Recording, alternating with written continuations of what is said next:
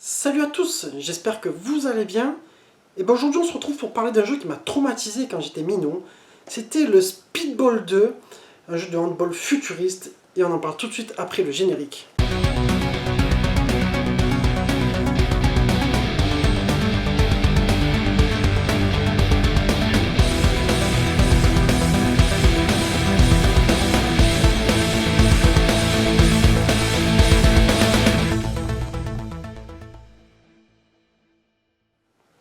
Alors Speedball 2, en fait, je ne l'ai pas d'abord connu sur Mega Drive, mais pour vous raconter la petite histoire, un ami à mon frère nous avait prêté son Atari 520 STE, et il l'avait dans ses fameuses disquettes de jeu.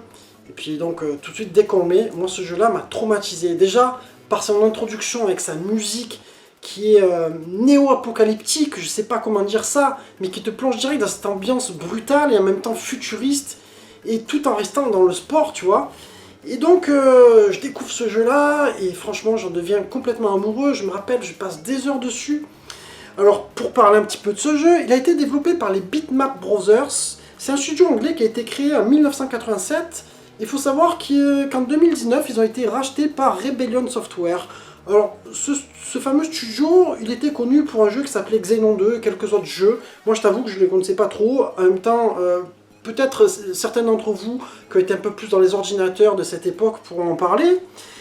Et donc, il est sorti sur plein de plateformes. Il est sorti sur l'Atari 520 ST, il est sorti sur l'Amiga, il est sorti donc sur la Mega Drive, il est sorti sur le Commodore 64, Amiga CD32, je crois qu'il y a même une version Jaguar, version Game Boy Advance.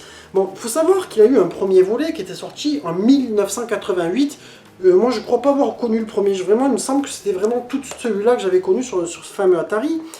Et donc, on tombe, comme je te disais, dans un jeu de handball futuriste et brutal en même temps, dans le sens où carrément là, les persos, tu fonces dedans, tu les éclates, et en plus, tu pouvais customiser ton équipe dans le sens où tu gagnais des points avec lesquels tu pouvais augmenter l'agressivité de ton personnage, l'endurance, la force, etc.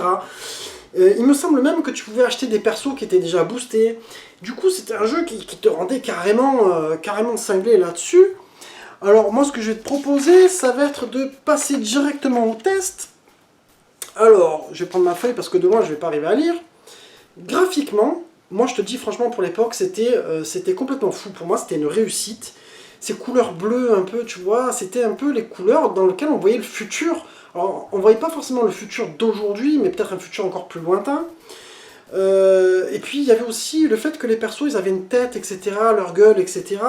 Il y avait cette espèce de début de digitalisation des visages, je sais pas comment te dire, pas Mortal Kombat mais dans le genre, tu vois, c'était pas des vraies photos, mais du coup ça nous en mettait plein la gueule, et je te dirais que graphiquement, eh ben, c'est toujours agréable à regarder, donc ça mérite un 18 sur 20, dites-moi si je suis pas trop clément, mais moi ça me paraît très très bien. Au niveau animation, c'est un jeu qui est très très rapide, ça c'est vraiment excellent, et en plus tes persos après, au fur et à mesure que tu boostes ton équipe, ben, tes joueurs vont de plus en plus rapides, de plus en plus robustes, etc. Il me semble que il n'y a pas beaucoup de ralentissement, enfin moi j'en ai vu très très peu. Alors sur la version Mega Drive ça tourne très très bien. Par contre dans la vidéo que je vous mets, ben, je vais en parler après puisque ça va être dans un thème plus lointain. Donc je dirais pour l'animation on reste sur un 17 sur 20. Au niveau jouabilité, bon, c'est un jeu qui est facile à jouer à l'époque, hein, tu jouais avec une manette 3 boutons. Je crois que tu as un bouton pour lancer la balle. Tu as un autre bouton, si je dis pas de bêtises, pour cogner les joueurs, et c'est tout, hein, il me semble, si je dis pas de bêtises. Tu vois, j'aurais dû en noter un peu plus. Du coup, très facile à jouer, même des joueurs novices, tu vois, c'est comme un peu si tu reprenais un jeu de foot de l'époque. Hein. Donc je te dirais que ça mérite un bon 17 sur 20. Surtout que nous, on jouait à l'époque avec notre fameuse Speed King, qui était un joystick, hein, qui est une poignée. Je vais voir si je peux vouloir intégrer là sur cette vidéo.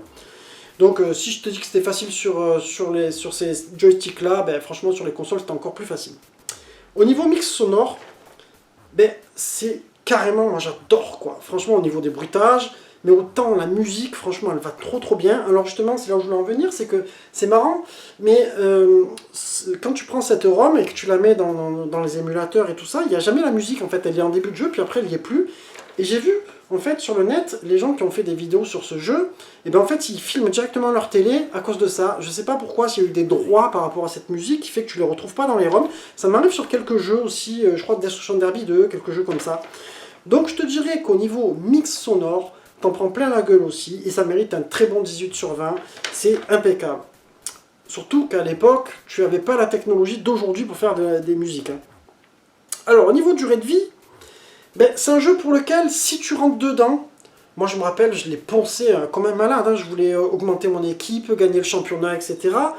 Donc tu peux y passer des heures. Après, à l'heure d'aujourd'hui, jouer avec un pote, je pense que tu peux bien t'amuser, tu passeras quelques bons moments.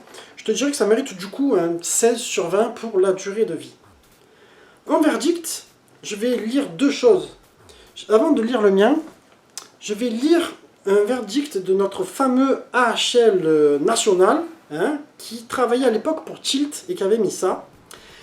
À leur habitude, les Bitmap Brothers offrent une réalisation irréprochable.